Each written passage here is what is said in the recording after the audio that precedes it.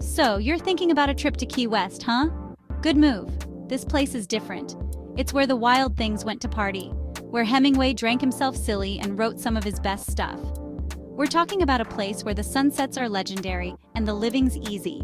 So buckle up, kids. We're headed down to the end of the road, where the rum is cheap, the music is hot, and the stories are even better. This is Key West, my friends, and we're about to get up close and personal. Forget Disney World. This is the real Florida, where pirates once roamed and Hemingway drank daiquiris like they were going out of style. We're talking shipwrecks, smugglers, and enough rum to drown an island. This place has seen it all. It was a haven for wreckers, those salty dogs who made their living salvaging goods from ships that met their unfortunate end on the treacherous reefs. And then there was Hemingway, Papa Hemingway, the man, the myth, the legend. He lived here for a decade, writing, fishing, and probably drinking enough to float a battleship. Did you know that Key West is closer to Havana than it is to Miami?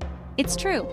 This little slice of paradise is just 90 miles from Cuba, which explains the Cuban influence on the food, the music, and the overall vibe. You can practically taste it in the air, along with the salt spray and the sweet scent of hibiscus.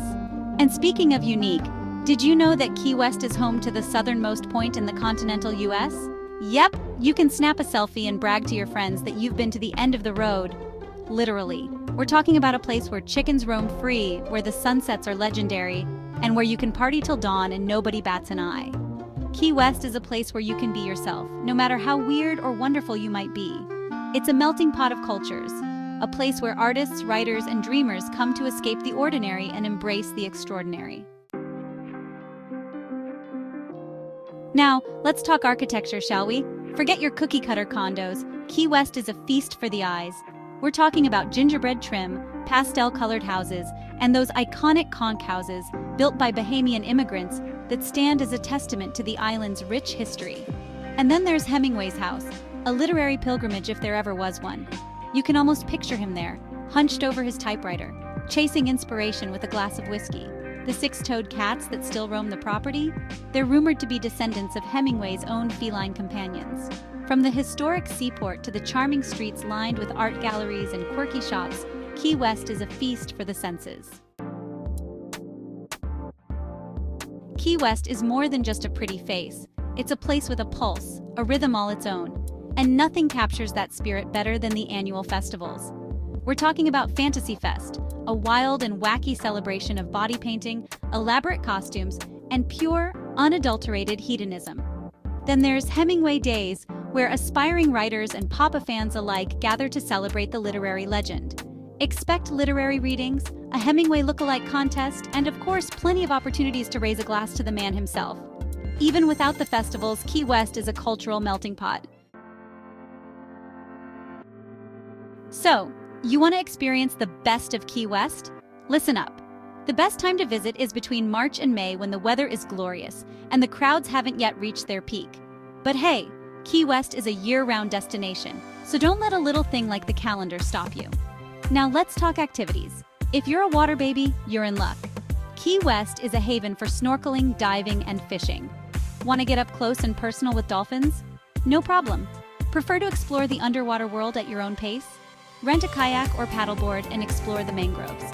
Back on dry land, you can rent a bike and cruise around the island, exploring the charming streets and soaking up the laid-back vibe. So you've had your fill of Key West, but you're not quite ready to say goodbye to paradise? I hear you. Luckily, there's a whole string of islands just begging to be explored. We're talking about the Florida Keys, that legendary stretch of highway that connects Key West to the mainland.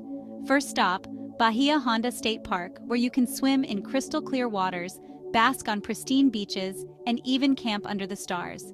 And if you're feeling really adventurous, hop on a ferry and head out to Dry Tortugas National Park. We're talking about a remote island fortress, pristine beaches, and some of the best snorkeling in the country. And then there's the Everglades. Take an airboat ride, spot alligators, and marvel at the unique ecosystem that thrives in this watery wonderland. Well, folks, it looks like our time in Key West has come to an end. For now, anyway. But hey, that's the beauty of travel, right? The memories stay with you long after you've unpacked your bags. If you enjoyed this journey down to the end of the road, don't forget to give this video a thumbs up and subscribe to the channel for more travel adventures. And be sure to share your own Key West stories in the comments below. Until next time, keep exploring, keep dreaming, and keep living life to the fullest.